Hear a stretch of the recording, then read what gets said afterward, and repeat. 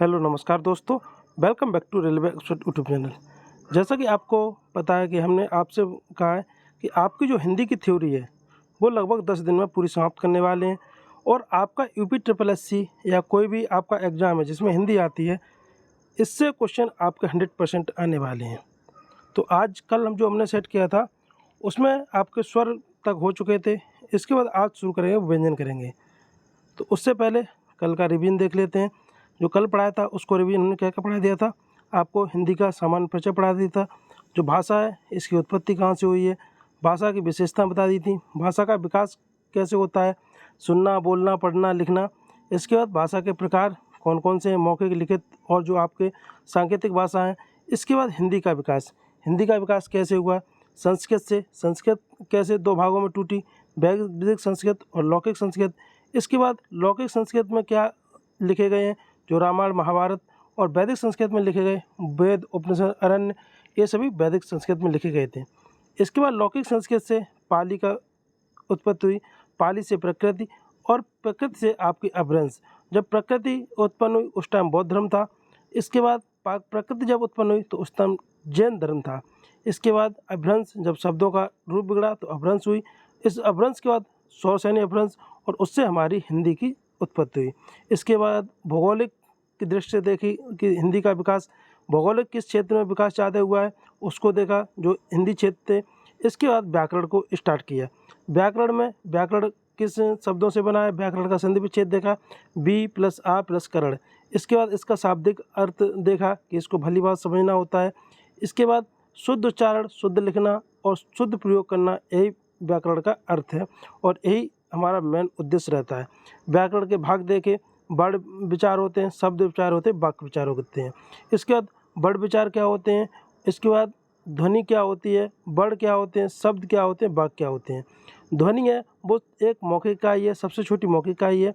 Word है वो सबसे छोटी लिखित इकाई है और जो वर्ड है ये सबसे छोटी भाषा की सबसे छोटी इकाई या अंग भी कह सकते हैं। इसके बाद शब्द इसका होते हैं, शब्द का अर्थ होता है कि जो अर्थ के आधार पर सबसे छोटी इकाई होती है भाषा की, वो शब्द होती है। और भाषा या भावार्थ के आधार पर सबसे छोटी इकाई होती है वो वाक्य होती है, या फिर भाषा का सबसे बड़ा जो अंग होता है वो वाक्य होता है। इसके बाद हम वर्ण पे आ गए। वर्ण में स्वर व्यंजन को देखा, स्वर कौन से होते हैं और व्यंजन कौन से होते हैं। वर्ण, सभी वर्ण अक्षर होते हैं पर सभी अक्षरों को वर्ण नहीं कहा जा सकता है। जैसे कि राम, सा, आम, काम, ये सभी अक्षर हैं लेकिन इनको हम वर्ण नहीं कह सकते, लेकिन जो भी वर्ण हैं उनको हम अक्षर कह सकते हैं। इसके बाद हमने देखा स्वर कितने प्रकार के होते हैं, स्वर कौन कौन से होते हैं, हिंदी में स्वर कितने होते हैं, संस्कृत में स्वर कौन से होते हैं। संस्कृत में स्वर जो बढ़ जाते हैं वो रिर और लिर जो होते हैं, ये दो आपके लास्ट में ये दोनों बढ़ जाते हैं इनको। जैसे इसके बाद संस्कृत में स्वर हैं वो 13 हो जाते हैं, जबकि हिंदी में स्वरों की संख्या आपकी 11 होती है और संस्कृत में स्वरों की संख्या 13 होती है। जब ये आगे बढ़ने के बाद जो स्वरों के प्रकार हमने देखे, जिनके भेद किन आधारों पर करते हैं, मात्राओं के आधार पर देखा, ह्रस्व, दीर्घ और प्लुप्त। लेकिन हिंदी में केवल 2 होते हैं, ह्रस्व और दीर्घ, जबकि प्लुप्त हैं। ये जब संस्कृत में आपको स्वरों की संख्या पूछी जाए तो 3 बोलेंगे, ह्रस्व, दीर्घ और प्लुप्त। हिंदी में पूछा जाए तो आपको 2 बताना है, ह्रस्व और दीर्घ। ह्रस्व कौन से होते हैं, आ, ई, उ और ऋ, ये आपके ह्रस्व होते हैं। और दीर्घ में बड़ा आ, बड़ी ई, बड़ा उ, ए, ऐ, ओ और औ। इस प्रकार 4 ह्रस्व होते हैं और 7 होते हैं वो दीर्घ स्वर होते हैं। प्लुप्त स्वर, जब किसी शब्द को हम, किसी वर्ड को हम खींच के बोल देते हैं, जैसे कि ओम, भैया, मैया, राधे, तो इसको हम किसको बोलते हैं, ये प्लुप्त स्वर में जुड़े जाते हैं। इसके बाद ओष्ठ आकृत के आधार पर देखें, ओष्ठ आकृत पे जब हमने स्वर देखे तो वृत्ताकार और अवृत्ताकार देखे। वृत्ताकार में जिससे हमारा मुंह, जो ओठ होते हैं वो वृत्त आकार ले लेते हैं तो उसको हम वृत्ताकार बोलते हैं। जैसे उ, ओ, औ, इसको हमने आपको ट्रिक भी बताई थी। ऊ का जिससे मेल होता है, ऊ तो आपको पता है कि आप ऊ बोलते हैं तो आपका मुंह गोल होता है। इसके बाद ऊ और आ से मिलके ओ बनता है और औ भी ऊ और आ से मिलके बनता है, तो इसको हम वृत्ताकार बोल देंगे। बचे हुए जितने होते हैं 7 स्वर उनको हम अवृत्ताकार बोल देते हैं। और जो आहा होता है, जैसे डॉक्टर लिखते हैं या फिर शॉर्ट फॉर्म में जब लिखते हैं कोई चीज़ जिसमें ऊपर ये चंद्र बिंदु भी नहीं होता है, सिर्फ ऊपर मात्रा होती है, जिसको हम क्या बोलते हैं, इसको आगत स्वर बोलते हैं। ये रिवीजन आपके लिए ज़रूरी है। कोई भी सब्जेक्ट पढ़ने से पहले आपको रिवीजन बहुत ज़रूरी है। फिर जीभ की क्रियाशीलता के आधार पर हमने देखे, जीभ की क्रियाशीलता के आधार पर देखे अग्र स्वर, मध्य स्वर और पश्च स्वर, ये आपके 3 स्वर होते हैं। इसमें भी हमने आपको बताया था, पहले आपको मध्य याद करना है, छोटा आ, इसके बाद आपको पश्च याद करना है कि आपका जो पश्च होता है वो बड़ा आ, जो 3 जैसे जितने भी बने होते हैं। ट्रिक इसके लिए बताई थी कि आपको 3 जैसे जितने भी मिल जाएं वो पश्च स्वर होते हैं। इसके बाद बचे हुए वो जितने भी होते हैं वो अग्र स्वर होते हैं। फिर आगे फिर जिह्वा के आधार पर हो गए। इसके बाद तालु के आधार पर देखे हमने, तालु के आधार पर कितने स्वर होते हैं, ये 4 प्रकार के होते हैं, जैसे कि समृत स्वर, विव्रत स्वर, अर्ध समृत स्वर और अर्ध विव्रत स्वर।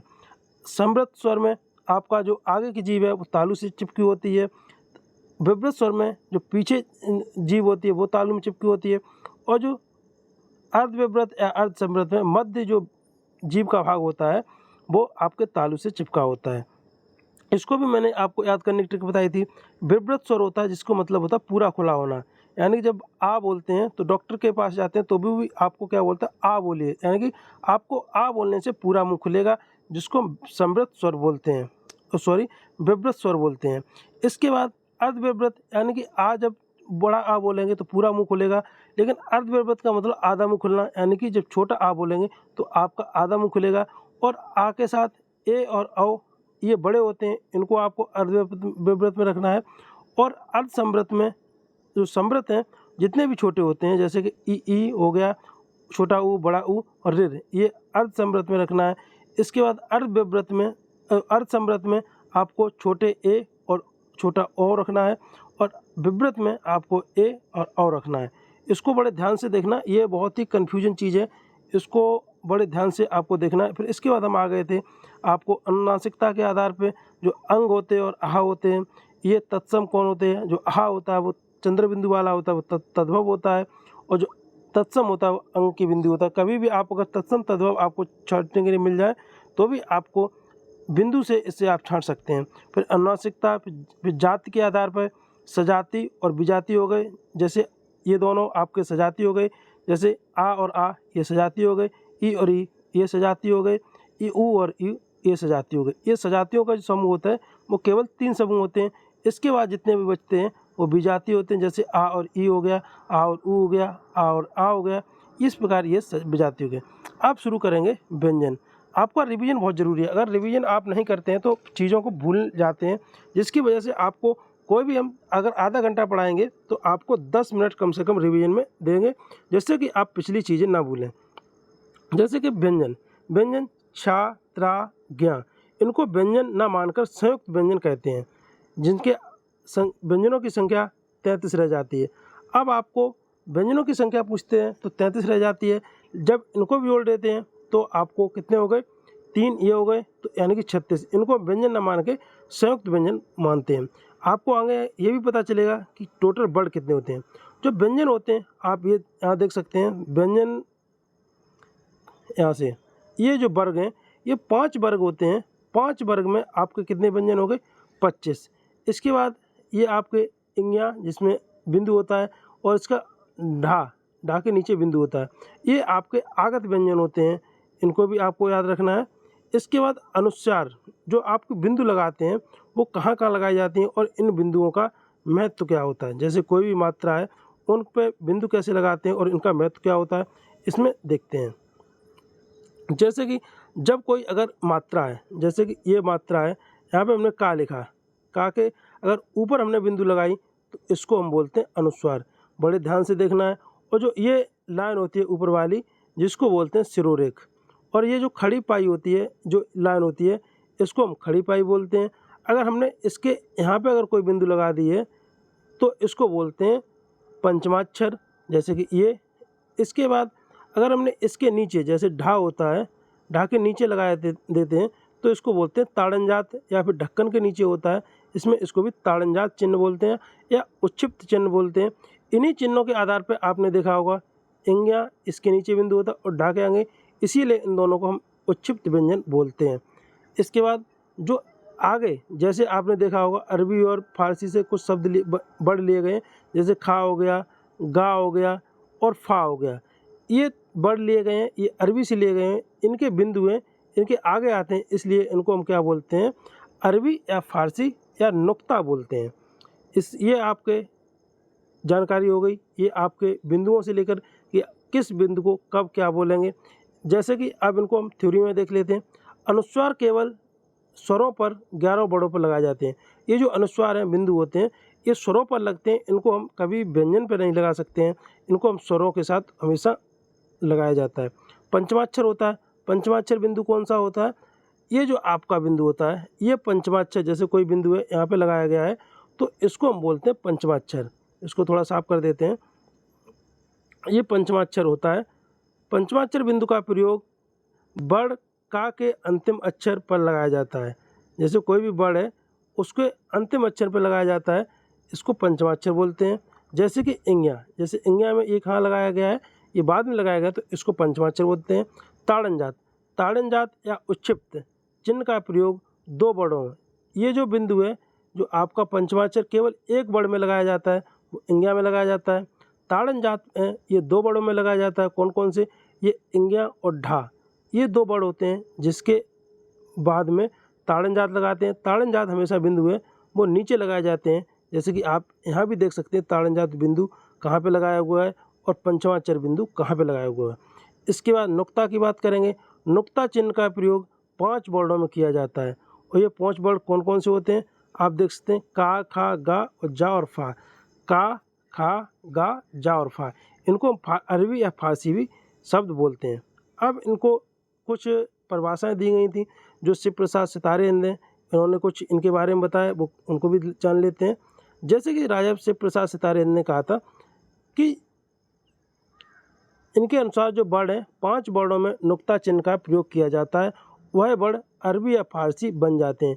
अगर इन वर्णों में अगर हम नुक्ता चिन्ह प्रयोग कर देंगे तो वो अरबी या फारसी बन जाएंगे। लेकिन जो अगर आपको एनसीईआरटी के अनुसार पूछे जाएं कि अरबी या फारसी वर्ड कितने होते हैं तो आपको आंसर 3 करना है, और आपको राजा शिव प्रसाद सितारे हिंद की तरफ से पूछा जाए कि इनके अनुसार कितने वर्ड अरबी या फारसी होते हैं तो आपको आंसर करना है वो 5 करना है। ये आपको बड़े ध्यान से रखना है, इनके अनुसार 5 करना है लेकिन एनसीईआरटी के अनुसार 3 करना है। लेकिन जब भी आपको क्वेश्चन पूछा जाएगा तो आपसे दिया जाएगा कि आपको एनसीईआरटी के हिसाब से पूछा जा रहा है या फिर राजा शिव प्रसाद सितारे हिंद के अनुसार पूछा जा रहा है। इसके बाद ये भी नोट को देख लेते हैं, हिंदी में ये शब्द है, ये जो अक्षर है अब प्रयोग में नहीं है, ये आपको रामायण अगर आप पढ़ते होंगे तो उसमें मिलता होगा। इसको भा जैसा बोलते हैं। वर्ड को अमानक रूप माना गया है जो झा का पुराना रूप था, ये झा है, इसी का पुराना रूप है ये, इसको अब अमानक रूप कर दिया, इसको अब नहीं मानते हैं। इसके बाद अंतस्थ व्यंजन होते हैं, ये 4 होते हैं, और ऊष्म व्यंजन या संघर्षी व्यंजन होते हैं, ये भी 4 होते हैं। इस प्रकार टोटल व्यंजन अभी आपने नहीं काउंट कर पाए होंगे तो आपको अब टोटल व्यंजन भी काउंट करना बताएंगे कि कैसे टोटल व्यंजन काउंट करते हैं। जैसे कि व्यंजनों का वर्गीकरण, व्यंजनों का वर्गीकरण करेंगे तो किस किस के आधार पर कर सकते हैं, अध्ययन के आधार पर। अध्ययन के आधार पर जब करते हैं तो स्पर्श व्यंजन, अंतस्थ व्यंजन, ऊष्म व्यंजन, इनको हम, स्पर्श व्यंजन है वो 25 वर्ड होते हैं, अंतस्थ व्यंजन होते हैं वो 4 होते हैं, यार अलावा, और जो आपका या और बा है इसको हम अर्ध स्वर भी बोलते हैं। व्यंजन तो ये अंतस्थ व्यंजन तो है ही, लेकिन आपको अर्ध स्वर भी अगर पूछा जाए तो भी आपको या और वाह अर्ध स्वर में गिने जाएंगे। ऊष्म व्यंजन जिसको सा सा हा, ऊष्म का मतलब होता जब इनको हम बोलते हैं तो मुंह से कुछ गर्माहट सी, ऊष्मा सी बनती है, जिसकी वजह से इनको हम ऊष्म व्यंजन कहते हैं। या और बा को अर्ध स्वर कहते हैं।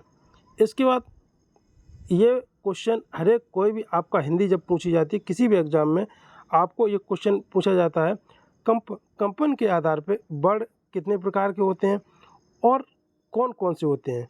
तो आप यहाँ देख सकते हैं कंपन के आधार पे पूछा जाएगा या नाद या घोष के आधार पे पूछा जाएगा तो आपको 2 बताने हैं, आपको अघोष और सघोष।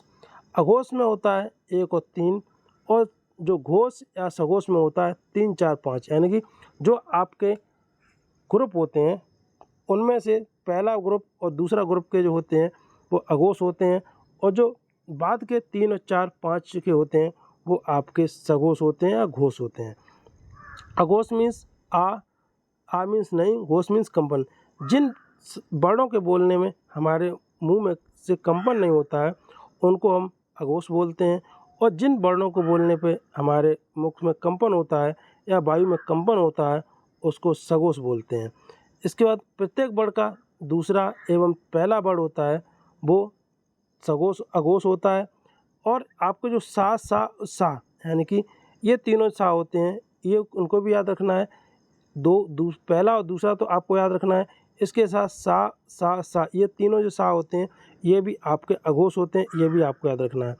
सघोष में आ जाएंगे तो आपके 3 4 और 5 ये जो वर्ण के कॉलम होते हैं ये होते हैं। और इसके साथ में आपके जो पंचमाक्षर होते हैं, पंचमाक्षर के साथ आपको या रा ला बा हा ये भी आपके होते हैं, ये आपके सघोष होते हैं। इनको भी पंचमाक्षर आपको पता होगा, जो आपके पंचमाक्षर ये जो 5वां वर्ण होता है यही लगभग पंचमाक्षर होता है पूरा, तो इसको भी आपको याद रखना है। इसके बाद आगे प्राणवायु के आधार पे, प्राणवायु के आधार पे जब देखेंगे तो होते हैं अल्प प्राण और महाप्राण। अल्प प्राण और महाप्राण भी आपको हर एक एग्जाम में पूछे जाते हैं, अल्प प्राण कौन से होते हैं और महाप्राण कौन से होते हैं। तो अल्प प्राण में आपको बता दें कि जो अल्प प्राण है वो पहला जो कॉलम होता है और तीसरा कॉलम होता है पाँचवा कॉलम, यानी कि 1 3 5 ये जो होते हैं वो अल्प प्राण होते हैं। उसके बाद 2 और 4 होते हैं वो महाप्राण होते हैं। अल्प प्राण के साथ 1 3 4 इसमें आपको अगर याद करने के लायक आप ध्यान देंगे तो एक तरीके से आपको याद कर सकते हैं। एक आप इसमें आपको दोनों को याद नहीं करना, सिर्फ अगर एक को आप याद करेंगे तो बाद बाकी आपको याद हो जाएंगे। जैसे कि अल्प में आ रहा है, आ में कैसे इस प्रकार तीसरा बनाए, तो आपको पता है कि ये तीसरा जिसमें आएगा उसमें पहला और पाँचवा आएगा, यानी कि विषम विषम जो वर्ण हैं कॉलम है स्तंभ है वही आपके अल्प प्राण होंगे। तो इसमें 1 3 5 हो जाएंगे। इसके बाद या रा ला बा और जो सभी स्वर होते हैं ये सभी आपके क्या हो जाएंगे, अल्प प्राण हो जाएंगे। सभी स्वर होते हैं वो कौन से होते हैं, अल्प प्राण होते हैं। और आपको पता है या और बा ये आपके भी अल्प स्वर होते हैं, तो ये भी इसी में काउंट हो जाएंगे। और यार अलावा पूरे कौन से होते हैं, ये अंतस्थ होते हैं, तो ये भी पूरे आपके काउंट हो जाएंगे किसमें, अल्प प्राण में। इसके बाद महाप्राण की बात करेंगे। महाप्राण में आपको 2 और 4, जब आपने इसको 3 से याद कर लिया 1 3 5 तो 2 बचे हुए 2 और 4 जो स्तंभ में कॉलम है वो आपके महाप्राण हो गए। इसके बाद सा ये आपके जो आपके किस में थे, ये आपके जो अघोष में थे, इनको अब आपको महाप्राण में काउंट करना है। और जो आपका हा इसमें अघोष में नहीं था, हा भी इसमें महाप्राण में शामिल कर लेंगे, तो आपके पूरे वर्ण हो जाएंगे वो अल्प प्राण और महाप्राण की भी कैटेगरी में डिवाइड हो गए। फिर उच्चारण के स्थान पर, उच्चारण के आधार पर आपको कैसे करना है, आपको हम थोड़ा फास्ट लेके चल रहे होंगे लेकिन आपको लास्ट में रिवीजन कराएंगे तो आपको बिल्कुल याद हो जाएंगे, आप परेशान ना हो। सिर्फ आपको इसको बार बार वीडियो देखेंगे तो आपको बिल्कुल याद हो जाएंगे। और इसकी प्रैक्टिस सेट भी हम टाइम बचा तो ज़रूर करवाएंगे कि प्रैक्टिस कैसे करनी है। इसके बाद है यहाँ पे उच्चारण के आधार पर, उच्चारण के आधार पर कितना स्पर्श व्यंजन होते हैं, स्पर्श व्यंजन 4 होते हैं। जैसे 4 कॉलम होते हैं, इसमें 16 वर्ड हो जाते हैं। का से क चट तप जो वर्ग होते हैं इसके प्रथम 4 वर्ड होते हैं ये स्पर्श व्यंजन होते हैं। संघर्षी व्यंजन होते हैं जो आपको मैंने पहले बताया, सा और हा, ये आपके संघर्षी व्यंजन होते हैं। स्पर्श संघर्षी, ये आपको क्वेश्चन पूछा जाता है कि स्पर्श संघर्षी कौन होते हैं। स्पर्श संघर्षी में जो 4 वर्ग होते हैं इसके जो पहले 4 वर्ड होते हैं वो आपके वर्ग के पहले 4 वर्ड हैं वो आपके स्पर्श संघर्षी होते हैं। इसके बाद नासिक में आपके 5 वर्ड होते हैं जो पंचमाक्षर होते हैं, जिससे सभी के जैसे कि इंग्या वहाँ हो गया, ना हो गया, माँ हो गया। इसी प्रकार जो अंतिम 5 वर्ड होते हैं ये सभी को होते हैं नासिक के होते हैं, जिसको हम पंचमाक्षर बोलते हैं। आपके पास संघर्षहीन पता आपको होया, संघर्षहीन कौन से होते हैं, या और बा जिसको अर्ध स्वर बोलते हैं, ये आपके संघर्षहीन होते हैं। प्रकम्पित या लुंठित होता है वो होता है आपका एक वर्ड रा। इस प्रकार इसको जोड़ेंगे 16 4 20 4 24 5 29 29 और 3 32 वर्ड आपके ये हो गए। इसके बाद नीचे चलेंगे, पार्श्विक व्यंजन पूछा जाए तो ला हो गया, और ताड़नजात अगर पूछा जाए तो आपका अंगा, वो अड़ा और इंगा, यानी कि आपके 32 और 3 35 वर्ड हो चुके हैं आपके टोटल। इसके बाद 35 वर्ड कौन से हो गए आपके, ये हो गए हैं व्यंजन। इसके बाद हम बात करेंगे, क्योंकि 33 वर्ड वो होते हैं और 2 ताड़नजात इसमें जोड़ के टोटल हो गए 35 आपके काउंट हो चुके हैं।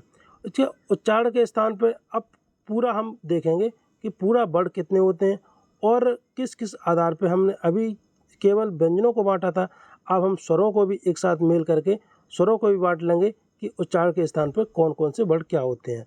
और आपको इसमें हम बड़े ध्यान से देखना, आपको बिल्कुल समझ में आएगा, बस आपको ध्यान से इसको देखना है और एक से 2 बार इसको देखेंगे तो बिल्कुल समझ में आ जाएगा। जैसे कि हम देखेंगे कंठ। कंठ वर्ड क्या होते हैं, जिनका उच्चारण स्थान होता है कंठ, उसको कंठ वर्ड बोलते हैं। तालु जिसका उच्चारण वर्ड होता है उसका तालब बोलते हैं। मूर्धा जिसका उच्चारण स्थान होता है उसको मूर्धन्य बोलते हैं। दंत उच्चारण स्थान होता है दंत बोलते हैं। ओष्ठ उच्चारण स्थान होता है उसको ओष्ठ बोलते हैं। कंठ तालु होता है जिसका जो वर्ड हमारे कंठ व तालु से बोले जाते हैं उनको कंठ तालब बोलते हैं, और जो वर्ड हमारे कंठ और ओष्ठ से बोले जाते हैं वो कंठोष्ठ होते हैं, और दंत और ओष्ठ से बोलते हैं वो दंतोष्ठ होते हैं, और श्वेत से बोलते हैं वो अलिजिब्या होते हैं, और नासिका से बोले जाते हैं जिनको हम नासिक वर्ड कहते हैं। अब इनमें कैसे इनको डिफाइन करना है, कौन से कहाँ से बोले जाते हैं, जैसे कि आपको पता है 5 जो कॉलम है 5 वर्ग हैं, जैसे का, चा, टा, ता और पा, ये आपके 5 क्रम से लिखने हैं। जैसे का वर्ड लिखेंगे तो का वर्ड होता है वो कंठ से, जब आप कोई भी वायु जब बाहर आती है कोई शब्द बोलते हैं तो पहले कहाँ आता, क्या आता है, कंठ आता है यानी गला आता है, तो का को हम कहाँ से कर देंगे, गले से। और यहाँ पे शुरू में जो आपके 2 वर्ड होते हैं वर्णमाला के आ और आ, और प्लस वर्ड जो आपके व्यंजन में जाएंगे स्वरों में 2 वर्ड, इसके बाद व्यंजनों का जो पहला वर्ग है ये आपके कंठ में चला जाएगा, यानी कि कंठ से बोला जाएगा, तो इनको हम बोलते हैं कंठ।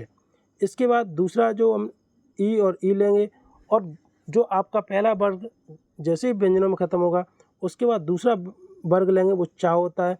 चा को हम कहाँ से लिखें, तालब, यानी कंठ के बाद हमारा क्या आता है, बाहर हवा आने पे तालु यानी कि तालु आता है, तो इसको बोलते हैं तालब। इसके बाद री, इसको सिंगल है तो इसको हम सिंगल ही लिखेंगे, और इसके बाद व्यंजनों का हम तीसरा वर्ग ले लेंगे जिसको बोलते हैं टा। टा जैसे ही लेंगे तो आपको यहाँ पे मूर्धा आ जाएगा, यानी कि जो तीसरा अपना स्थान होता है वो मूर्धा होता है। कंठ हो गया, तालब हो गया, मूर्धा हो गया, छोटा बड़ा, छोटी ई बड़ी, इरिर हो गए। इसके बाद का वर्ग हो गया, चा वर्ग हो गया, टा वर्ग हो गया। कितने, इसको फिर एक बार देख लो, का वर्ग, चा वर्ग, टा वर्ग कंप्लीट हो गया, और छोटा आ, बड़ा आ, छोटी ई, बड़ी और रिर, ये आपके कंप्लीट हो गए कंठ, तालब, मूर्धा से। इसके बाद ला, ये अभी प्रचलन में नहीं है लेकिन आप इसको याद रख सकते हैं, लिर ये संस्कृत में आता है। इसके बाद इसको हम ता वर्ग और ला और सा, इसमें आप इसको हम बाद में बताएंगे। इसके बाद ता वर्ग है वो दंत में रख सकते हैं, यानी कि दंत से बोला जाता है। जब हम कोई ता वर्ग का कोई भी शब्द बोलते हैं, कोई भी अक्षर बोलते हैं, तो हमारी जो जिह्वा है वो किसको, ता को, यानी कि दांत को छूती है, जिसको हम बोलते हैं दंत वर्ग। इसके बाद हम करेंगे टा वर्ग। ओष्ठ, ओष्ठ जैसे पा बोलते हैं, ऊ बोलते हैं, ऊ जैसे बोलते हैं तो हमारे ओठों में जो ओठ हैं वो एक दूसरे चिपकते हैं, और जो हमारी जिह्वा है वो ओठों को छूती है, जिसको हम बोलते हैं ओष्ठ वर्ड। और पा भी बोलते हैं, ऊ बोलेंगे तो भी ओष्ठ वर्ड होते हैं, और पा बोलेंगे तो भी हमारे ओठों को छूती है, जिसकी वजह से इसको क्या बोलते हैं, ओष्ठ वर्ड। इसके बाद ए और ऐ, यहाँ पे आपके जो वर्ग हैं वो पूरे समाप्त हो गए, का, चा, टा, ता, पा वर्ग समाप्त हो गए। इसके बाद पहले वर्ग को हम छोड़ के यारा लाबा लिख देंगे इस प्रकार। इसके बाद पहले वर्ग को छोड़ सा सा सा भी लिख देंगे, जिससे कि आपके ये जो आपके स्पर्श संघर्षी और जो आपके अयोग बा है अंतस्थ व्यंजन और जो स्पर्श संघर्षी हैं वो भी आपके पूरे हो जाएंगे। और आप ये ऐ तक जाएंगे तो ये आपका आ और ई से मिलके बनता है। आ आपको पता है कंठ होता है, ई होता है वो तालु होता है, तो कंठ तालब करके आपको कंठ तालब में हो जाएंगे ए और ओ, ए और ऐ। इसके बाद ओ और आओ आपको पता है आ और ऊ से मिलकर बनता है ओ। तो आ आपका कंठ होता है, ऊ आपका ओष्ठ होता है, तो आपको दोनों को क्या हो जाएगा, कंठोष्ठ हो जाएगा। आपको बा ये पता है, ये अर्ध स्वर होता है। ये जो दांत है, जब आप वाह बोलेंगे तो आपके दांत हैं वो ओष्ठ को छुएंगे, जिसके बाद दंत ओष्ठ बा होता है। हा होता है, ये स्वरंत से बोला जाता है। जब आप हा बोलिएगा तो आपके जो गले में उसमें कंपन हो जाएगा, जिसको हम अलिजिह्वा बोलते हैं। अलिजिह्वा अगर पूछा जाए कौन सा वर्ड होता है तो हा होता है, और आपको दंतोष्ठ पूछा जाए तो वाह होता है, कंठोष्ठ पूछा जाए तो ओ और औ होता है, आपको कंठ तालु पूछा जाए तो ए और अ होता है, अगर ओष्ठ पूछा जाए तो आपको ऊ और पा वर्ग होता है। इसके बाद दंत पूछा जाए तो ता वर्ग होता है, ला होता है और सा होता है, दंत सा। इसके बाद ऋर पूछा जाए, जो आपको मूदा पूछा जाए तो ऋर जो ऋषि वाली ऋषि ऋर होता है, टा वर्ग होता है, और रा और जो आपका सा होता है षटकोण वाला। इसके बाद आपको तालु पूछा जाए तो ई और चा वर्ग और या और सा, ये आपके तालु हो गया। इसके बाद छोटा आ, बड़ा आ, का वर्ग होता है, और जो विसर्ग होती है वो आपकी कंठ से उच्चारण स्थान वाले, और जिसको बोलते हैं कंठ बोलते हैं। तो इस प्रकार आपके जो उच्चारण स्थान के आधार पर हो गया है। इसके बाद हिंदी के अन्य वर्ण, हिंदी के अन्य वर्ण दो होते हैं, जिसके बोलते हैं अयोगवा, जिसको अंग उसको अनुस्वार बोलते हैं। आहा होता है, जिसको हम विसर्ग बोलते हैं। यहाँ पे देख सकते हैं ये अंग है, इसको अनुस्वार बोलते हैं। जो आपके बाद में बिंदु लगाए जाते हैं विसर्ग बोल दिए जाते हैं। इनका प्रयोग व्यंजनों के साथ नहीं होता है, केवल स्वरों के साथ प्रयोग होता है। जो आपके अयोगवा हैं, इनका प्रयोग हम कभी भी व्यंजनों में नहीं करते हैं, सिर्फ स्वरों में करते हैं। इसकी सदैव दो मात्राएं मानी जाती हैं। ये मात्रा जब आप काउंट करेंगे उस टाइम आपको ये भी याद होना चाहिए कि हमें जैसे मंगल लिखा है तो मात्राएं कितनी होंगी, और चांद लिखा है तो मात्राएं चा पे कितनी होंगी। इसलिए आपको मात्रा काउंट में भी आपको याद होना चाहिए कि इनकी मात्रा हमेशा दो होनी चाहिए। इसके बाद संयुक्ताक्षर की बात करेंगे। संयुक्त अक्षर आपको पता है कितने होते हैं, संयुक्त अक्षर होते हैं 4। जैसे कि छा होता है, त्रा होता है, श्रा होता है और ज्ञा होता है। जैसे छा जब लिखते हैं, छा का मेल होता है का सा से मिलकर होता है, यहाँ पे पहले का और सा में, और ये आपका व्यंजन है। व्यंजनों को हमेशा स्वरों की सहायता से बोला जाता है, कभी भी व्यंजन स्वतंत्र नहीं बोले जा सकते। तो इसलिए हम सा को भी अगर लिखेंगे, कभी कभी जो क्वेश्चन पूछा जाता है वो आपको डायरेक्ट इसी प्रकार दे दिया जाएगा, और कभी कभी आपने इसमें जो आपका हलंत लगा के आपको दे दिया जाएगा कि आपको पूछा जाएगा कौन सा छा का सही विच्छेद कौन सा है, खा छा है वो किन शब्दों से मिलकर बना है। अगर इसमें आ हम हटा दें और इन दोनों को ऐसे ही लिखें हलंत के साथ, तो ये आपका छा का मेल नहीं होगा, ये गलत हो जाएगा। अगर इसमें आ को हम रखते हैं तो आपका सही हो जाएगा। त्रा है, ता और रा के मेल से बनता है। सरा है, वो तालव्य सा से और रा से मिल के बनता है। इसके बाद जा है, जा और वहाँ से वहाँ जो आपकी होती है उससे मिल के बनता है। इसको हम इस प्रकार, अगर इसमें हलंत नहीं लगाएंगे तो आपका सा पूरा हो जाएगा, यहाँ पर रा पूरा हो जाएगा, यहाँ भी रा पूरा हो जाएगा, यहाँ पर वहाँ पूरा हो जाएगा। इसके बाद आगे जब चलेंगे तो आपके ये हो गए। फिर विकसित स्वर अनुनासिक चंद्र बिंदु, जो आपके विकसित स्वर हमने अभी आपको पहले ही बताया था, जो आपका विकसित स्वर है इसको चंद्र बिंदु बोलते हैं। जैसे कि ये देख सकते हैं आप विकसित स्वर। चंद्र बिंदु का विकास संस्कृत की उत्पत्ति के समय नहीं था, इसकी उत्पत्ति हिंदी में ही किया गया। आपको क्वेश्चन में यह पूछा जा सकता है कि कौन सा ऐसा शब्द है जिसका विकास है वो हिंदी में विकास हुआ है, संस्कृत में विकास नहीं हुआ है, तो आपको आंसर देना है वो चंद्र बिंदु का देना है। इसके बाद ताड़न जात, इनके अनेक नाम हो सकते, आपको ताड़न जात नाम दे के पूछा सकता है, उक्षिप्त नाम दे के पूछा सकता है, देवगुण नाम दे के पूछा सकता है, विकसित नाम दे के पूछा जा सकता है, या फिर फेंका हुआ व्यंजन पूछा जा सकता है। जो आपके दो होते हैं, जो इंग्या और ढक्कन वाला ढाके नीचे जब बिंदु लगा देते हैं तो आपके ताड़नजात, उच्चिप्त, देवगुण, विकसित या फेंका हुआ व्यंजन हो जाते हैं। इन्हें स्वर रहित नहीं किया जा सकता। आपको कभी ये जो उच्चिप्त ताड़नजात हैं इनको आप सोचो कि आप हलंत लगा के इसमें हम हलंत लगा देंगे और ये स्वर रहित हो जाएंगे, नहीं, ये कभी भी स्वर रहित नहीं किया जा सकते हैं। ये भी आपसे क्वेश्चन पूछा गया है कि इनमें से कौन सा व्यंजन है, कौन सा स्वर है, और उसमें इसी प्रकार हलंत लगा के इसको हटा दिया, बिंदु लगा के हलंत लगा दिया, कि आपको ये स्वर रहित हो गया, नहीं, ये आपको कभी भी स्वर रहित नहीं किए जा सकते ताड़न जात या उच्चैप्त व्यंजन। ताड़न जात शब्द का प्रयोग प्रथम वर्ण के रूप में भी नहीं किया जा सकता। जो ताड़न जात शब्द होते हैं, जो वर्ण होते हैं, इनको कभी भी शुरू में वर्ण के स्टार्टिंग में नहीं लिखा जा सकता है। कोई भी आप वर्ण देखना जिसमें आपको कभी भी ताड़न जात ए बिंदु नहीं लगा मिलेगा स्टार्टिंग में। इसके बाद जो विदेशी स्वर या आगत स्वर होते हैं या मेहमान स्वर होते हैं, ये एक होता है जिसको ये डॉक्टर जैसे लिखते हैं, इसको भी चंद्र बिंदु बोलते हैं। जैसे कॉलेज लिखते हैं, डॉक्टर लिखते हैं, ये सभी कौन से होते हैं? विदेशी स्वर होते हैं। इसको हम ओष्ठ स्वर भी होता है। इसको हम अगर मुख्य आकृति के आधार पर देखेंगे तो ये ओष्ठ होता है।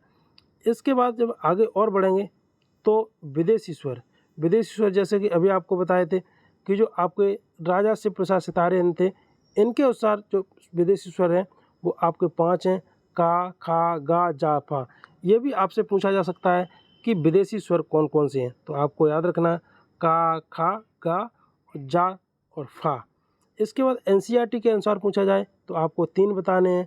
आपको का नहीं होता है एनसीईआरटी के अनुसार, और आपका गा होता है, ये भी आपका एनसीईआरटी के अनुसार नहीं होता है। एनसीईआरटी के अनुसार केवल खा, जा और फा, ये 3 जो व्यंजन होते हैं ये आपके विदेशी होते हैं।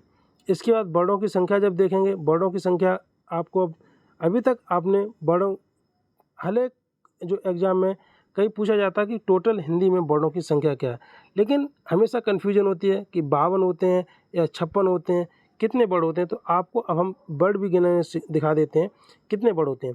आपको पता है स्वरों की संख्या कितनी होती है? 11 होती है। इसके बाद व्यंजनों की संख्या कितनी होती है? जो होती है आपकी 44, 33। तो इन दोनों को जब जोड़ेंगे तो कितने हो जाएंगे? 44। मूल अगर आपसे कभी पूछा जाए कि मूल वर्ण या साधारण वर्ण कितने होते हैं, तो आपको आंसर देना है 44। यहाँ पे बहुत ध्यान से देखना, क्योंकि ये जो आपके हैं कभी भी क्वेश्चन ये कन्फ्यूजन वाला है, कभी आपको क्वेश्चन गलत हो सकता है। अगर आपको मूल वर्ण पूछे जाए या साधारण वर्ण पूछे जाए तो आपको आंसर 44 करना है। जब इसके बाद इसमें अयोगवाद 2 जोड़ देंगे। संयुक्ताक्षर जो होते हैं, संयुक्त जो क्षेत्र, ज्ञा और स्रा होते हैं 4, उनको जोड़ देंगे। इसके बाद ताड़न जात जिनके बिंदु नीचे लगे, ताड़न जात या उच्चैप्त व्यंजन होते हैं, इनको जब जोड़ देंगे तो इसके बाद 2, 4 और 6, 8 और जोड़ देंगे तो हो जाएंगे टोटल 52। यानी कि जब आपसे पूछा जाए हिंदी में कुल वर्णों की संख्या कितनी होती है, तो आपको आंसर देना है 52।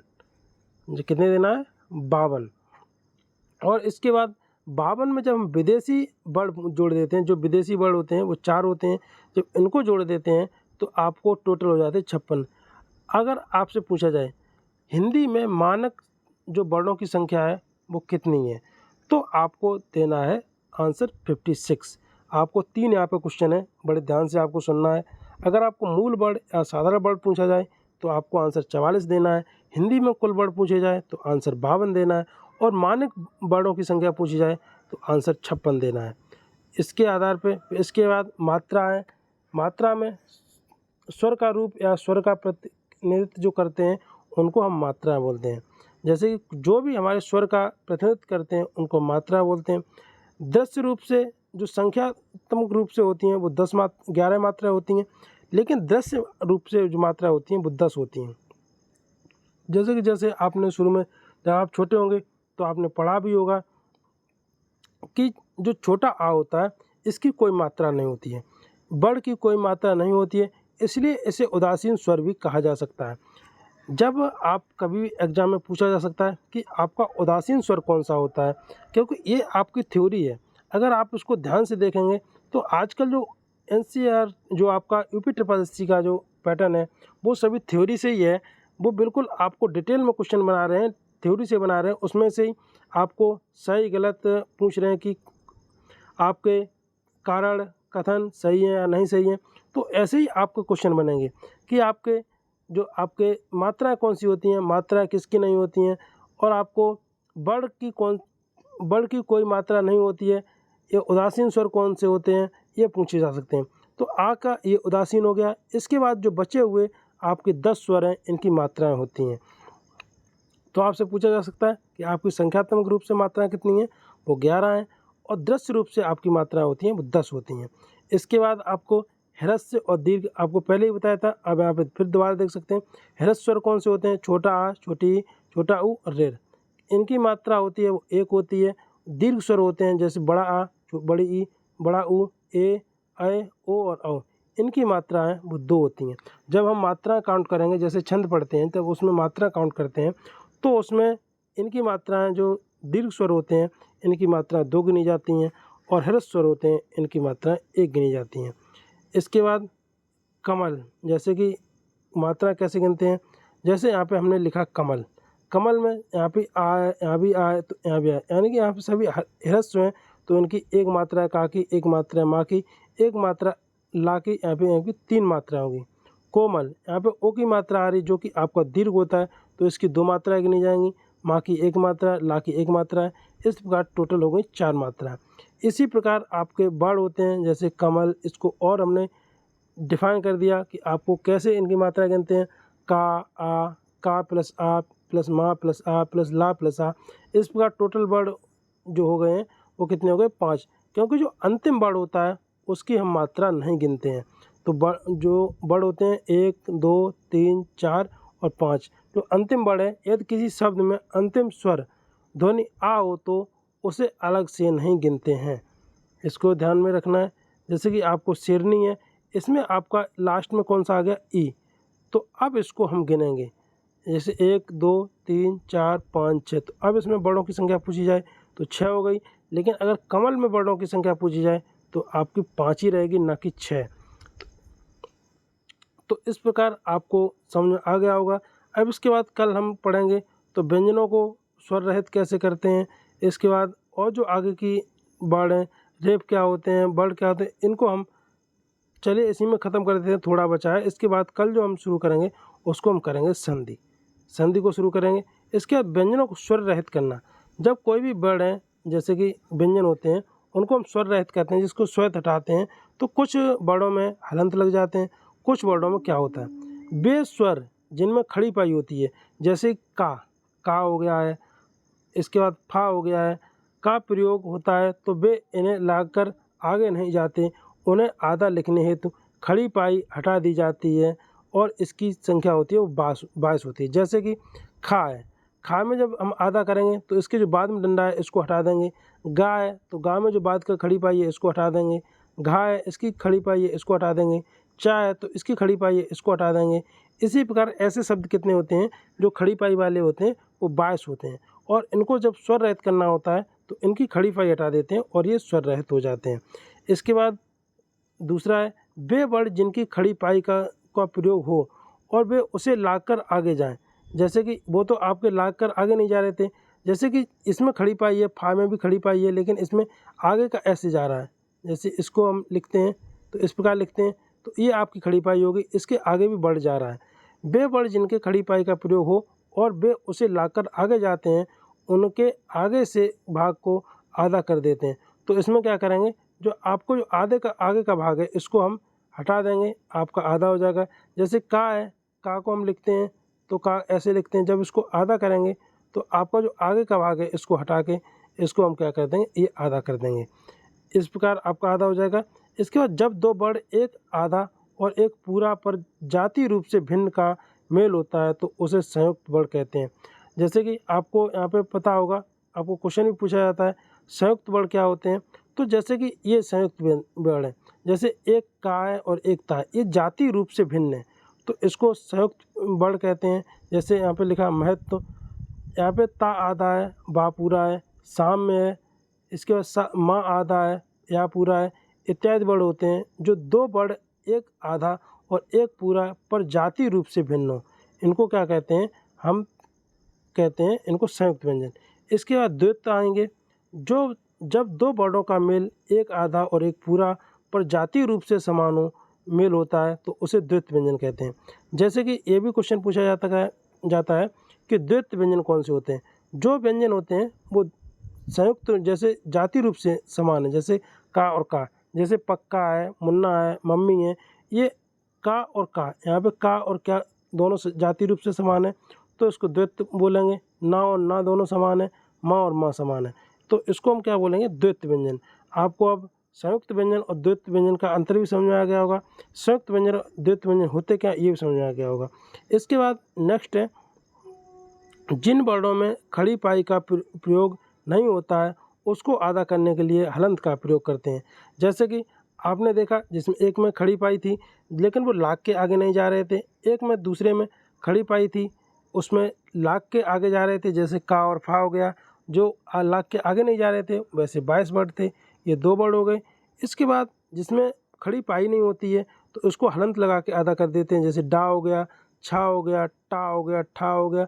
जैसे आपने लिखा हो गया मिट्टी, मिट्टी कैसे लिखते हैं, माँ टा हलंत फिर टा, यानी कि ये आधा आपका टा है, इसमें हलंत लगा के इसको आधा कर देते हैं, मिट्टी हो जाता है। इसी प्रकार ये आपका जो आपके जिसमें खड़ी पाई नहीं होती है उसको आधा कर देते हैं हलंत लगा के। इसके बाद रेफ होता है। रेफ क्या होता है, जैसे ये रेफ होता है, ये रा को आधा करने का तरीका होता है कि रा को आधा कैसे करते हैं। रेफ वर्ड हैं, जब ऊपर हम रा पढ़ाते हैं तो इसको रेफ होते हैं। रा वर्ड होता है, इसमें स्वर रहित होता है, यानी कि जब रेफ लगाते हैं तो स्वर रहता होता है। जैसे खड़ी पाई वाले वर्ड में ये रा होता है, जैसे क्रा लिखते हैं, इसमें खड़ी पाई है, इसमें रा जब आधा बनाते हैं तो नीचे बनाते हैं ना ऐसे, तो इसी को हम बोलते हैं खड़ी पाई का प्रयोग करते हैं। जैसे प्रकाश, खड़ी पाई वाले वर्ड में रेफ का प्रयोग है वो नीचे करते हैं। इसके बाद गोल वर्ड वाले के जो रा का प्रयोग है उसको कैसे करते हैं, जैसे ट्रक है, ट्रक में नीचे लगाते हैं, इस प्रकार करते हैं। इसके बाद रेफ है, इसको पूर्ण वर्ड या पूर्ण स्वर रहित या आधा मानते हैं। जो आपकी रेफ होती है इसको क्या है, ये पूर्ण होता है लेकिन स्वर रहित आधा वर्ड होता है। इसके बाद हम शब्दकोश की बात करेंगे। शब्दकोश में कैसे लिखते हैं, शब्दकोश आपके लिए बहुत महत्वपूर्ण है, क्योंकि आपको पूछा जाएगा कि ये शब्द जो अक्षर है वो किसके बाद आता है, तो शब्द में कुछ ही अक्षर है वो जिनको ध्यान में रखना है। जैसे शब्दकोश में साहित्य का उपयोग पद्धति है, शब्दकोश क्रम होता है, सबसे पहले जो शब्दकोश में आता है वो अंग आता है, इसके बाद आहा आता है, इसके बाद जो विसर्ग आते हैं, इसके बाद आता है आ, बड़ा, ई, बड़ी, उ, ए, ऐ, ओ, औ। इनको आपको याद रखना है, ये सबसे पहले आपके आएंगे।